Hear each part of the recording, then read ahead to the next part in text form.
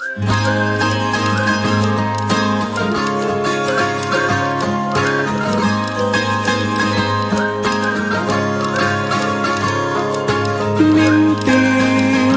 adalah kunci untuk kita menaklukkan dunia.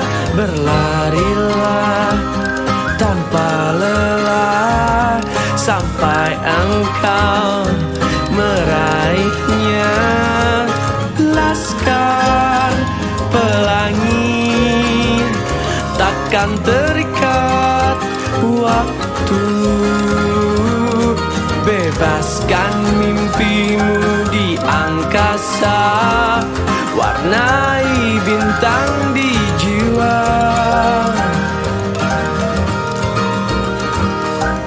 Menarilah dan terus tertawa, walau dunia tak seindah surga.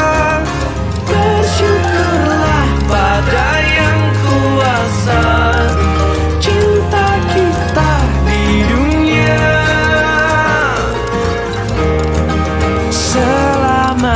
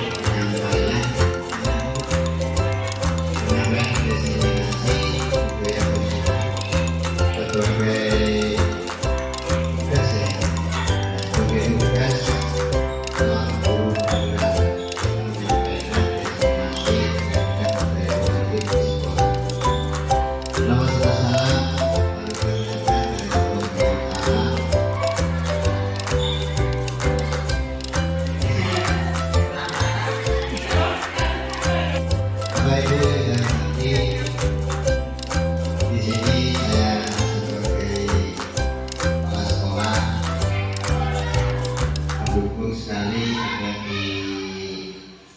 diterapkan oleh Pak Sudaryanto. Walaupun ini hanya untuk memenuhi tugas, namun harapan saya juga nanti kedepannya bisa dipraktekkan langsung di sekolah mereka. Dan selain itu juga saya Pak Sudaryanto mengatakan di berbagai sekolah yang lain juga bisa meniru Pak Menko contoh yang sudah dilakukan oleh Pak Sudaryanto. Dan selanjutnya nanti Bapak Ibu mengikuti apa yang disampaikan oleh Pak Sudaryanto nanti kita ikuti, kita pelajari bersama-sama agar nanti kita juga bisa melakukan. Kemudian Pak Sudaryanto saya ucapkan selamat, mudah-mudahan kegiatan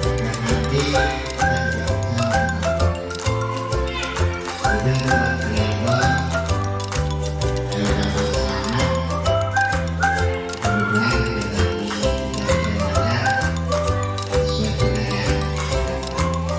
mungkin cukup sekian dari saya. Assalamualaikum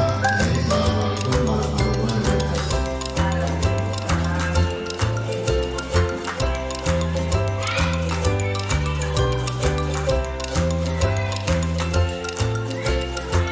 Terima kasih kami ucapkan kepada Bapak yang telah menyampaikan. Untuk acara yang selanjutnya penyampaian materi dari CPT yaitu Bapak Sudaryanto yang akan menyampaikan materi diseminasi budaya positif di sekolah. Kepada beliau, silakan.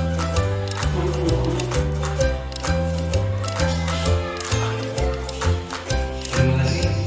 Assalamualaikum warahmatullahi wabarakatuh. Waalaikumsalam warahmatullahi wabarakatuh. Yang terhormat kepala sekolah beliau, Bapak Ibu Dewan Guru yang saya hormati, bahwasanya pada kesempatan pagi hari ini saya akan menyampaikan diseminasi tentang budaya positif.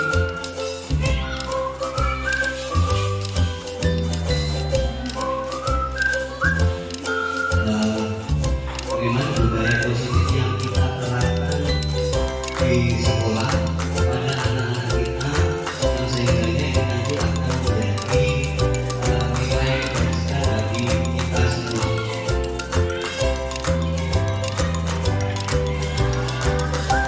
Bapak Ibu yang saya hormati, jadi budaya positif ini perlu kita terapkan, perlu kita tanamkan pada anak-anak yang sehingganya anak-anak kita ini akan menjadi keyakinan, mempunyai keyakinan di dalam sekolah kita. Jadi Bapak Ibu sekalian, ini salah satunya penyebaran pemahaman dan penerapan budaya positif. Diseminasi budaya positif di UPTD SDN 2 atau Beliau ini, Bapak Ibu sekalian, saya selaku DGP dari angkatan 10 dan fasilitator saya, yaitu ada saya. Kami ucapkan juga selamat datang. Mari Bapak Ibu sekalian kita bersama-sama melakukan atau berkolaborasi, saling mendukung demi mewujudkan budaya positif di sekolah yang kita cintai ini. Jadi banyak sekali yang perlu kita terapkan tentang budaya positif ini, Bapak Ibu. Nanti saya paparkan sedemikian rupa untuk supaya kita mendapatkan suatu keyakinan di sekolah. Selanjutnya, konsep utama budaya positif, Bapak Ibu sekalian, yang pertama adalah perubahan paradigma belajar, disiplin positif, motivasi diri manusia, kebutuhan manusia, posisi kontrol, keyakinan kelas, dan segitiga distribusi. Bapak Ibu yang saya hormati, dalam pembelajaran dengan paradigma baru yang pertama kali adalah paradigma belajar, makanya kita belajar dengan paradigma baru, yaitu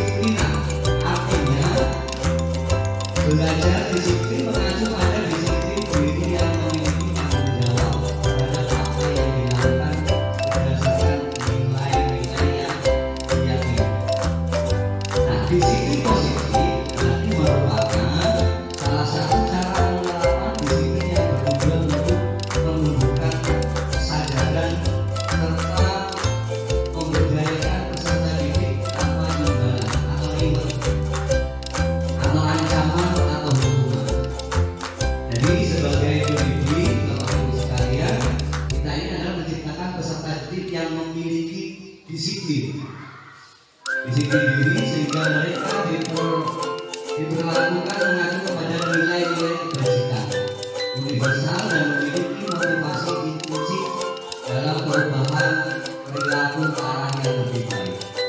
Nanti ada inovasi, ada perubahan atau ada alur cerita yang masuk ke dalam sekolah kita. Ya, di situ nanti ada inspirasi dan juga ada ekspresi. Selanjutnya, Bapak Ibu, motivasi perilaku manusia.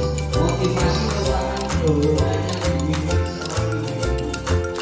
seorang individu yang dapat merangsang untuk dapat melakukan tindakan atau sesuatu yang menjadi dasar atau alasan seseorang untuk berperilaku atau mencapai tujuan hidup. Untuk menghindari ketidaknyamanan, motivasi ini adalah salah satunya yang terlambat untuk menghindari ketidaknyamanan hukuman, untuk mendapatkan imbalan atau penghargaan dari orang lain, untuk menjadi orang yang mereka inginkan dan menghargai diri sendiri dengan nilai-nilai yang mereka percaya.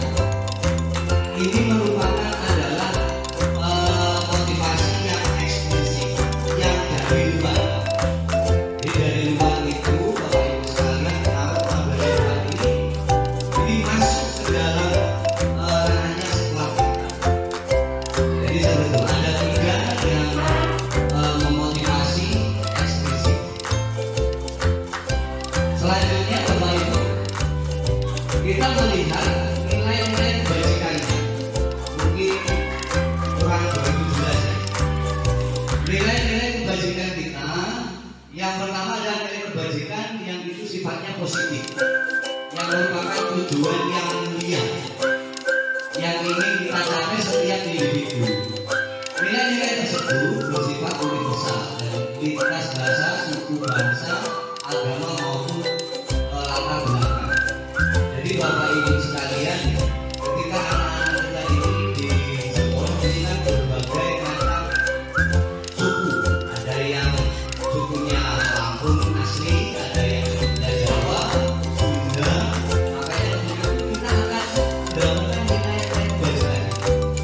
Kita akan mendapatkan nilai-nilai kebajikan karena beragamnya banyak dari mungkin agama dan suku. Yang selanjutnya dengan kaitan nilai-nilai kebajikan yang kita yakini. Jadi setiap keyakinan, baik itu suku dan agama, itu sudah mempunyai keyakinan masing-masing. Jadi kita selaku tenaga pendidik, Bapak Ibu sekalian, kita harus bisa berkolaborasi juga dengan bagaimana anak itu, karena anak itu yang menganut agama lain, ada yang beragama Islam, ada yang beragama Kristen, dan ada juga yang beragama Hindu.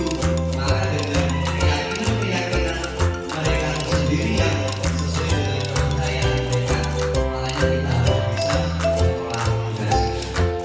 Seperti itu. Selanjutnya nilai-nilai kebajikan yang ingin dicapai oleh setiap anak Indonesia kita kenal dengan profil pelajar Pancasila. Jadi tujuan dari nilai-nilai kebajikan itu seperti yang tertera di depan Bapak Ibu sekalian, ini ada tiga. Bapak Ibu, jadi untuk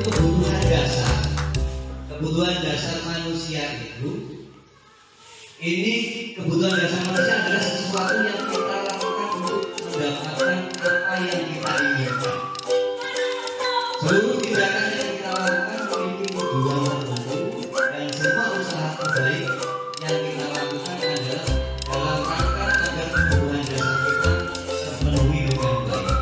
Nah ini kita terapkan Bapak Ibu sekalian ketika kita ada di sekolah, ini kebutuhan dasar manusia.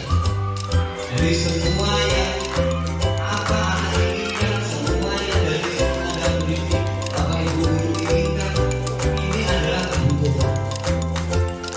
Kita ingin anak itu menjadi pintar. Ini kebutuhannya bagi anak. Yang kita inginkan anak itu menjadi pandai dan masuk apa yang kita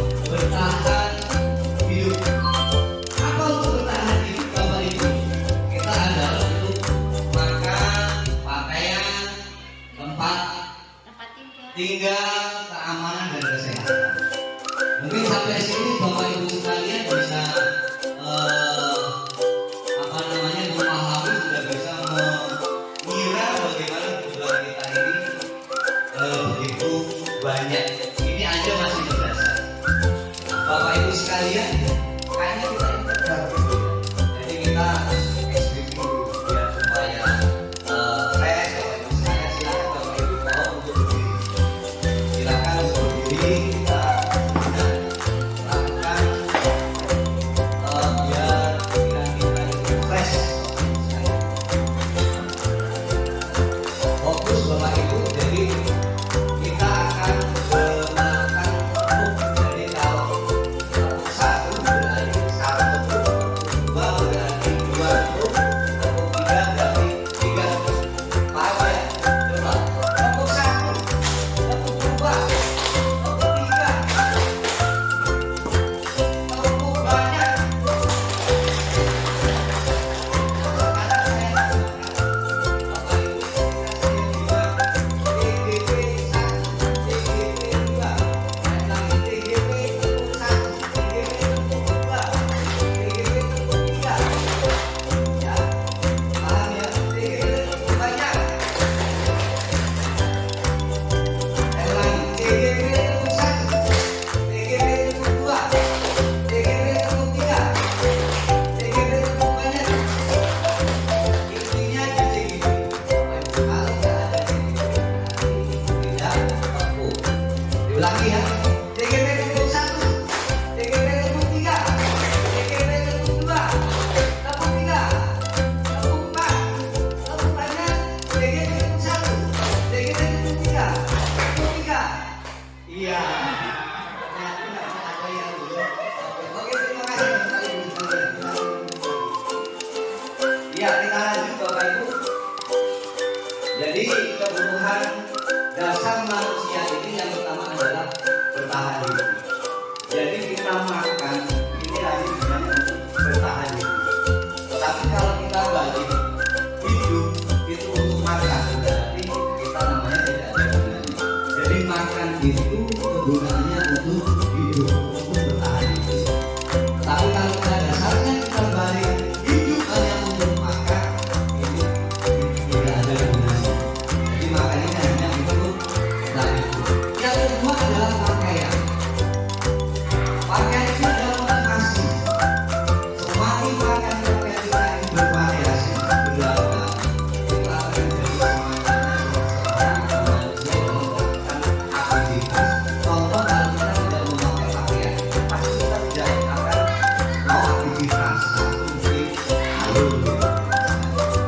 Nah yang kedua, Bapak Ibu, tempat tinggal.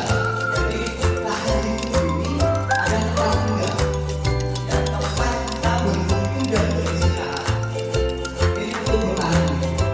Terus keamanan dan kesehatan.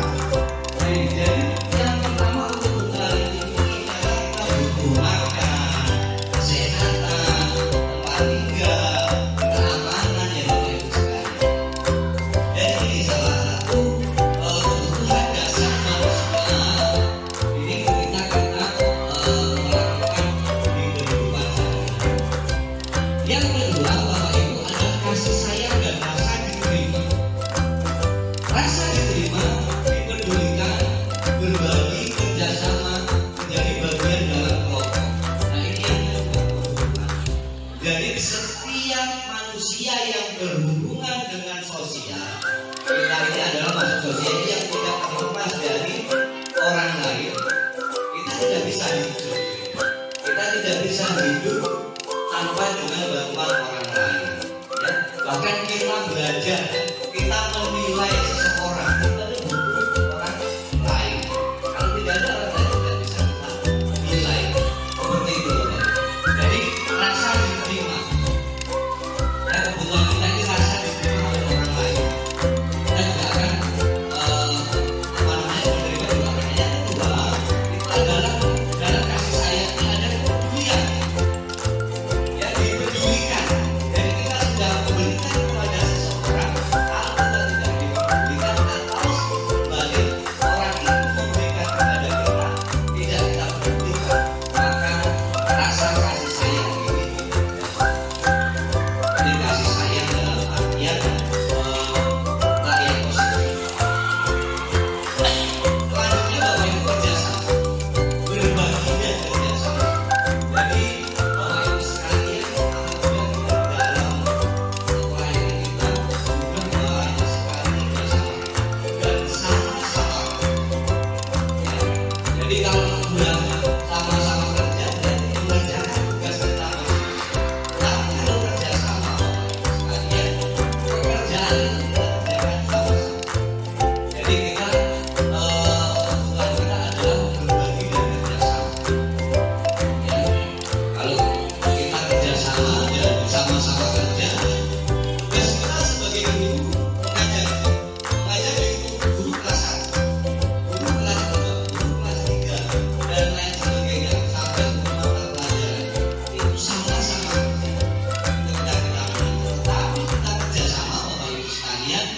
ini berarti kita berkolaborasi, sama-sama bekerja sebagai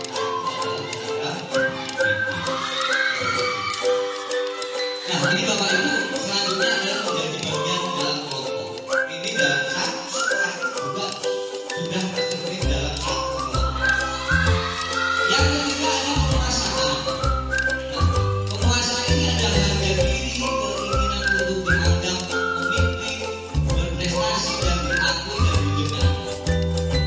Jadi kalau sudah penguasaan seperti ini, orang yang sudah di depan, orang yang sudah menjadi pemimpin, atau Bapak Ibu sebagai tenaga pendidik, mengajar kepada anak-anak, pasti dalam kebutuhan pokok kata ini kita harus bisa didengar. Kita maunya didengar anak-anak sekalian. Kita harus mengikuti keinginan kita dianggap sebagai pemimpin dan pengajar. Jadi seperti itu. Jadi setelah kita dengan penguasaan ini kita akan mendapatkan keinginan prestasi. Keinginan kita, keinginan anak-anak juga ada. Yang selanjutnya kebebasan. Kebutuhan dasar manusia yang keempat adalah kebebasan. Kebebasan ini mandiri, memiliki pilihan, mencoba hal baru, mampu mengendalikan arah dirinya. Jadi semuanya ini adalah kebebasan bagi kita. Kita mau mandiri, kita mau memiliki pilihan apa aja yang kita mau, ini adalah kebebasan. Tetapi kebebasan ini tidak terlepas dari yang kelima, itu adalah kesenangan. Nah kesenangan ini dalam artian terapi berbeda-beda. Ada kesenangan seseorang ini karena bermain. Ada kesenangan seseorang ini karena bercanda. Ada kesenangan orang ini dengan keseriusan, ya, antusias, dan ada juga dengan tertawa.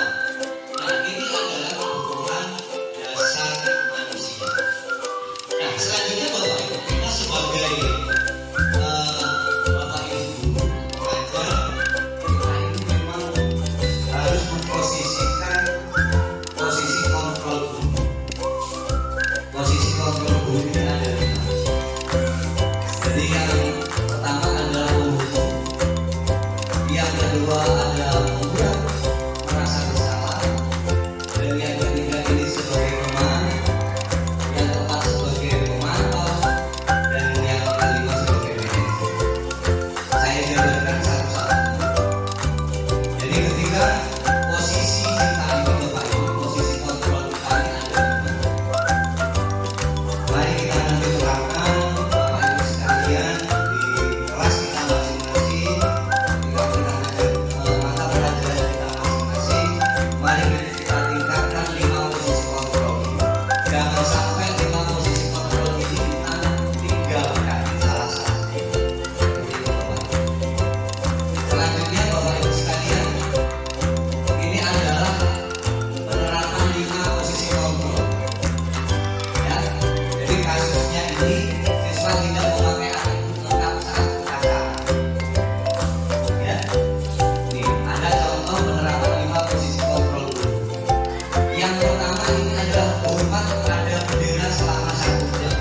Ini adalah dalam sikap posisi kontrol kita ini adalah sebagai pendukung. Jadi hal-hal yang positif, hal-hal yang positif kita terapkan kepada anak ini, kita akan jadikan suatu budaya positif yang ada di sekolah ini, yang nantinya akan timbul suatu keyakinan dan ke dalam sekolah. Yang kedua, ini berada beberapa kali ibu bapak harus memberitahu kamu, kamu selalu mengecewakan ibu atau bapak. Contoh, Bapak Ibu sekalian berbicara dengan anak-anak, berapa kali kamu ibu atau saya memberitahu kamu supaya tidak mengecewakan kita. Ini dalam artian ini membuat merasa bersalah. Jadi suruh menghormat kepada bendera selama 1 jam. Ini sifatnya adalah peran kita dalam posisi kontrol itu adalah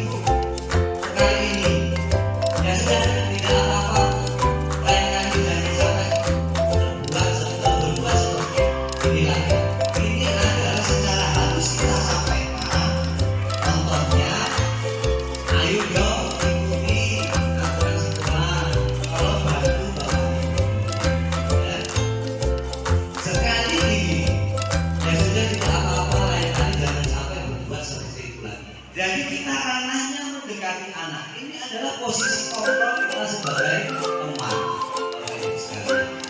Ya, kita anggap peserta didik ini adalah sebagai teman kita. Kita ajak ngobrol. Nah, ini. Yang selanjutnya Bapak Ibu, kamu sudah melanggar peraturan sekolah.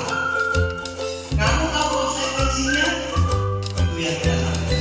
Setelah wawancara kamu beri atributnya mengoperasi dan jangan diulang lagi. Jadi dengan kasus anak tidak memakai atribut lengkap satu anak, ini kita sebagai pemantau. Ya, ini. Jadi ketika kita sudah menyampaikan itu frekuensinya ketika kita memakai atribut, ini kita sebagai pemantau. Selanjutnya, apakah kamu tahu kesalahan? Dia yang perlu kita sampaikan kepada anak-anak. Kira-kira bagaimana kamu memperbaiki kesalahan? Ini adalah kita sebagai manajer. Jadi sebagai pemimpin di suatu pelayanan di sekolah kita itu, ini perlu kita letakkan posisi kontrol. Jadi apakah kita ini sebagai manajer atau pemantau atau teman, Bapak Ibu sekalian, kita terapkan dari 5 posisi kontrol ini. Kalau memang itu sebagai penghukum, bagaimana kita cara menyampaikannya, atau membuat mana itu rasa bersalah, bagaimana kita menyampaikannya, mari kita kontrol Bapak Ibu bagi diri kita masing-masing. Terapkan posisi kita dalam 5 posisi itu dan berakhir sampai dengan penerapan kontrol secara manajer. Selanjutnya Bapak Ibu sekalian, posisi kontrol seorang guru. Jadi posisi kontrol seorang guru, Bapak Ibu, ini sebagai manajer. Kalau kita sebagai manajer, Bapak Ibu, guru membuat sesuatu bersama murid untuk mempersilahkan murid mempertanggungjawabkan perilakunya dan mendukung murid agar dapat menemukan solusi atas permasalahannya sendiri. Jadi kita selaku manajer memberikan sesuatu kepada murid itu, mempersilahkan bagaimana cara menyelesaikannya. Ini kita sebagai manajer. Selanjutnya manajer, ini posisi manajer mengacu pada restitusi. Jadi penyelesaiannya yang dapat menjadikan murid sebagai manajer bagi dirinya sendiri, sehingga menciptakan identitas posisi atau berhasil pada diri sendiri. Jadi itu Bapak Ibu sekalian. Nah, posisi kontrol apakah kita ini, Bapak Ibu? Dalam posisi kontrol apakah kita ini? Ya, saya kecewa sekali dengan kamu. Ya, tadi sudah kita sampaikan ya. Saya kecewa sekali dengan kamu. Ini posisi kontrol apa itu, Bapak Ibu? Apa? Sebagai teman merasa bersalah. Ya. Jadi posisi kontrol apa yang aku miliki? Saya kecewa sekali dengan kamu. Merasa bersalah. Nah, ada lagi posisi apa lagi? Kamu tidak pernah benar-benar melakukan. Masih tahu? Kamu tidak pernah benar melakukan. Apa itu? Merasa bersalah. Selanjutnya Bapak Ibu, ayolah lakukan diri Bapak Ibu ya sebagai teman. Ya, terima kasih Pak Indra. Daya ceritanya luar biasa. Ya. Selanjutnya, kamu tidak akan pernah mendapatkan ini jika tidak mengerjakan tugas. Posisi kontrolnya sebagai apa, Bapak Ibu? Ya, di situ ada hukuman, ada teman, rasa bersalah, ada manajer, ya, ada bapak-bapak. Itu adalah sebagai nilai atau kontrol kita. Ada yang tahu? Sebagai ini konsekuensi sebagai manajer. Terus selanjutnya apa rencana untuk menyelesaikan ini? Ini juga manajer. Nah ini, jadi di keyakinan kelas Bapak Ibu sekalian,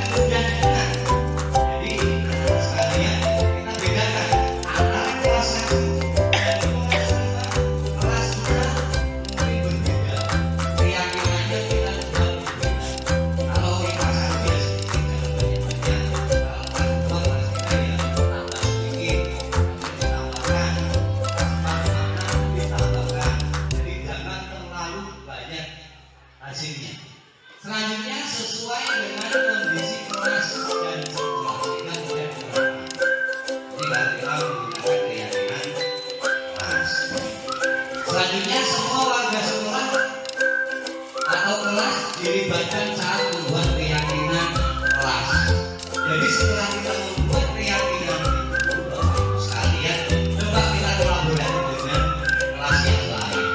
Ini benar atau tidak? Ini sudah pas atau tidak? Kita sampaikan dengan teman sejauh guru kelas 1, guru kelas 2, dan guru kelas 3. Nah, selanjutnya Bapak Ibu sekalian, peraturan kelas.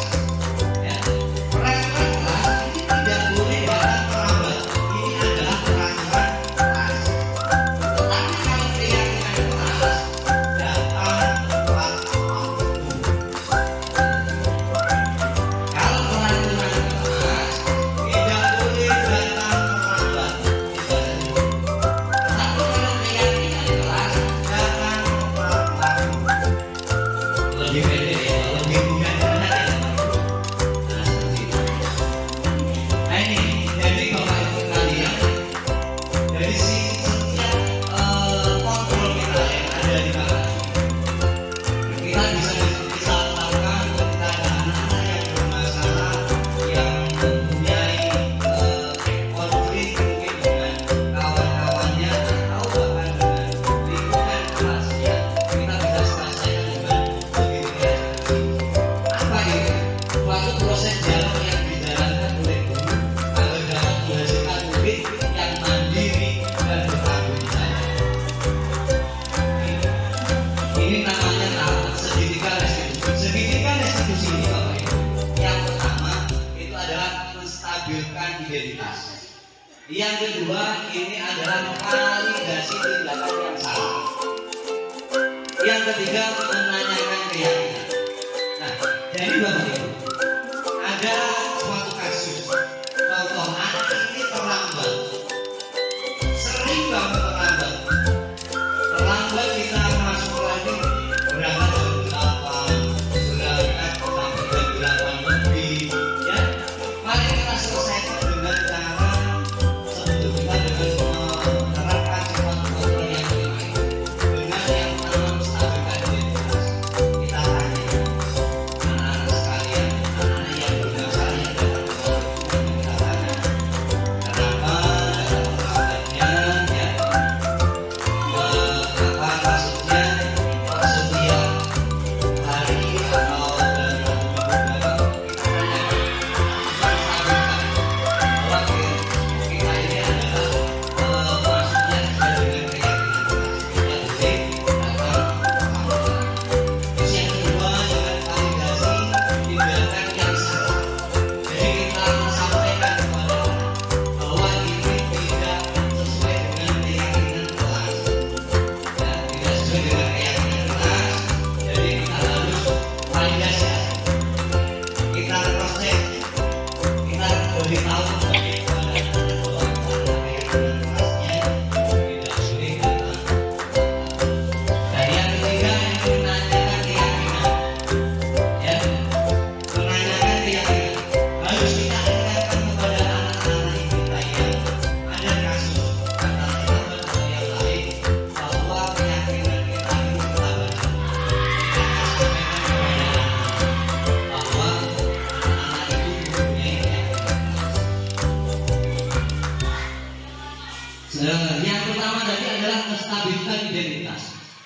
Berdasarkan prinsip Bapak Ibu sekalian, membuat kesalahan adalah bagian dari proses pembelajaran. Jadi saya yakin Bapak Ibu sekalian, di dalam kelas kita masing-masing ini pasti ada anak yang tidak mengikuti keyakinan kelas. Pasti ada anak yang berbuat masalah. Pasti ada anak yang berbuat perbuatan yang menyimpang. Nah ini, jadi kita harus menstabilkan identitas. Yang pertama, berbuat salah itu wajar. Anak berbuat salah itu wajar.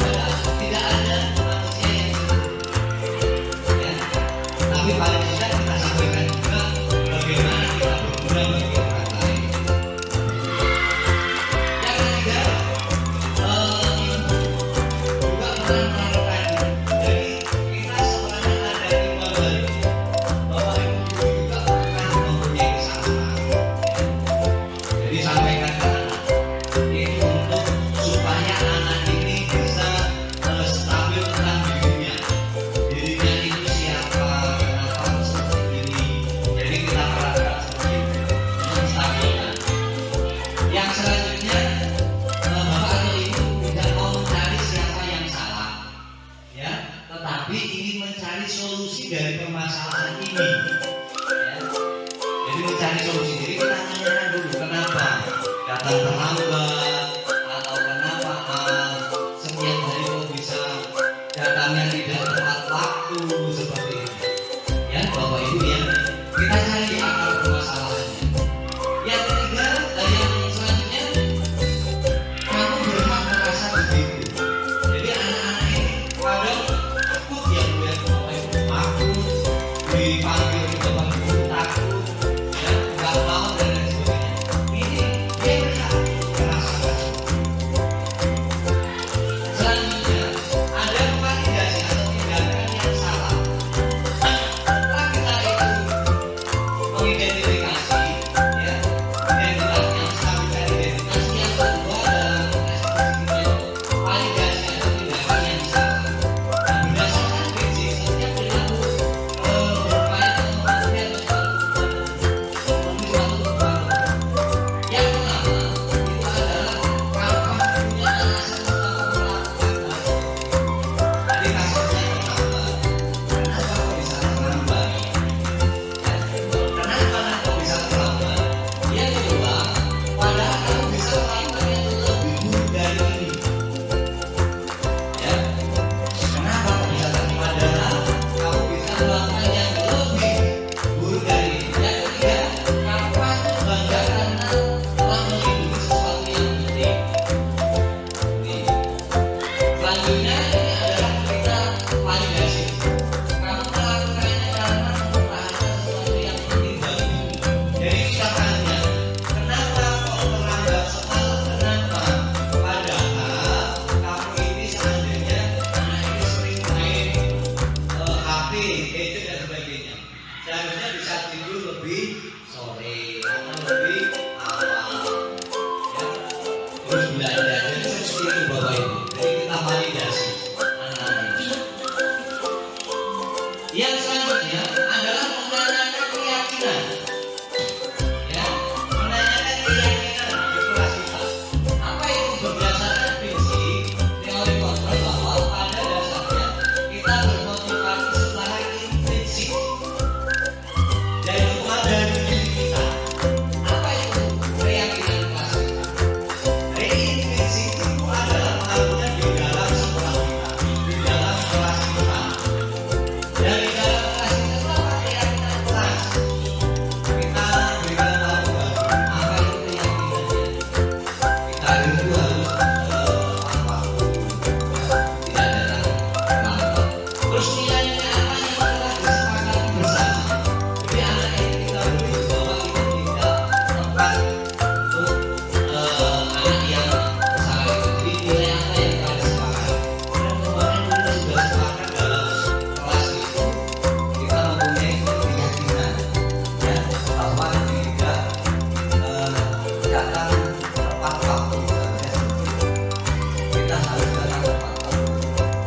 Selanjutnya seperti apa gambaran sebuah kelas yang ideal menurut guru? Jadi kita anak-anak ini yang melakukan kesalahan kita lakukan untuk menanyakan keyakinan. Ya, jadi seperti apa gambaran sebuah kelas yang ideal? Jadi kalau kelas yang baik itu seperti apa? Apakah setiap hari anak harus terlambat atau tepat waktu? Ya, kita tanyakan. Tetapi dengan cara pelan, bapak ibu sekalian, dengan cara yang lembut kita sampaikan kepada anak. Nah selanjutnya, kamu ingin menjadi orang yang seperti apa? Ya. Jadi dalam hati anak-anak sekalian itu sudah tahu caranya seperti apa. Seperti itu bapak ibu sekalian.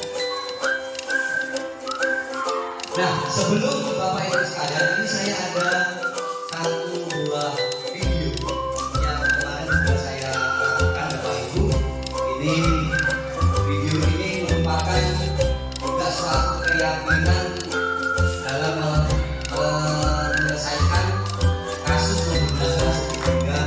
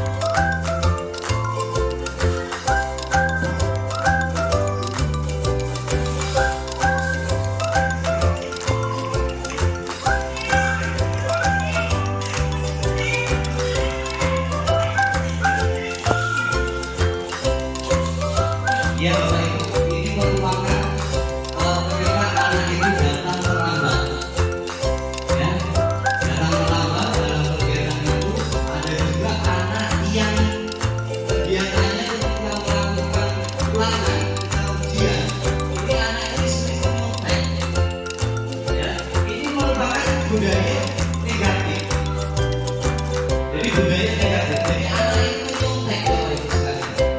Anak sini lihat kapannya. Yang pertama kali ada datang terlambat. Nah ini mari kita selesaikan.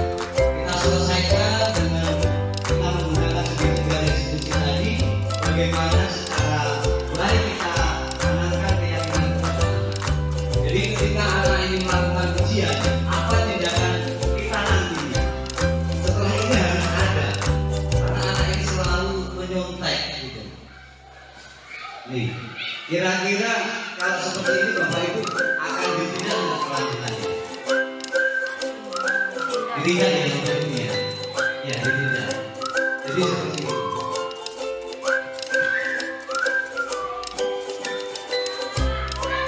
Nah, setelah kita melakukan itu Bapak Ibu, melihat itu, kita ada tindak lanjutnya. Kita panggil dengan secara baik-baik, tidak marah-marah. Ya, kita panggil anak itu dengan bijak, kasih tahu tadi, identifikasi. Ya, dengan tadi. Terus kita lihat keyakinannya seperti apa. Kita kasih tahu bagaimana adanya. Kita suruh berubah.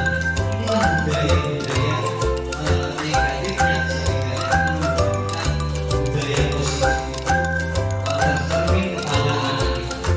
Jadi penyelesaian ini tidak boleh dengan secara apa namanya kita ini marah dan lain sebagainya. Kita tidak harus menghukum dan sebagainya. Tapi di situ kita sebagai manajer atau sebagai teman ya atau menjadi membuat rasa bersalah kepada anak. Ini merupakan budaya-budaya positif yang harus kita terapkan. Ya, Bapak Ibu sekalian. Dari kasus-kasus ini Bapak Ibu yang ada di sekolah kita, yang ada di kelas kita, mari kita terapkan. Kita terapkan bagaimana cara penyelesaian yang sesuai dengan kebajikan. Yang telah saya sampaikan tadi, sesuai dengan kebajikan kita.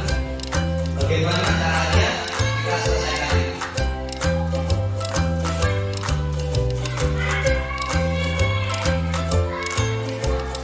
Nah, dalam hal ini Bapak Ibu sekalian, penyelesaian dalam segitiga restitusi ini harus sesuai dengan alurnya, Bapak Ibu.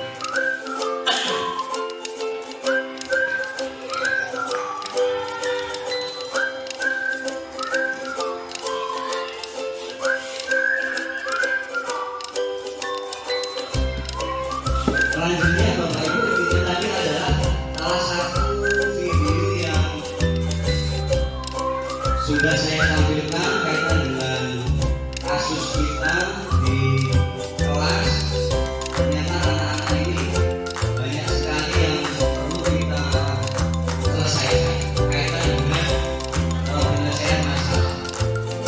Bapak Ibu sekalian, kita bisa menarik kesimpulan bahwasanya kita ini dalam penerapan program disiplin positif atau budaya positif, hendaknya guru memiliki standar kepribadian, profesional dan sosial yang baik, di mana guru mampu merefleksikan dirinya dan dalam posisi kontrol yang sangat tinggi. Jadi Bapak Ibu, bagaimana perjalanan diri sebagai among atau manajer? Kita harus tahu lima kontrol itu. Sebagai manajer yang menuntut murid-muridnya dari tingkat yang adil, merdeka dan bertanggung jawab. Inilah dasar standar. Jadi Bapak Ibu, dari semuanya itu Bapak Ibu kita merefleksikan bahwasanya dalam penerapan program disiplin positif itu hendaknya guru memiliki standar kepribadian dan profesional dan sosial yang baik. Jadi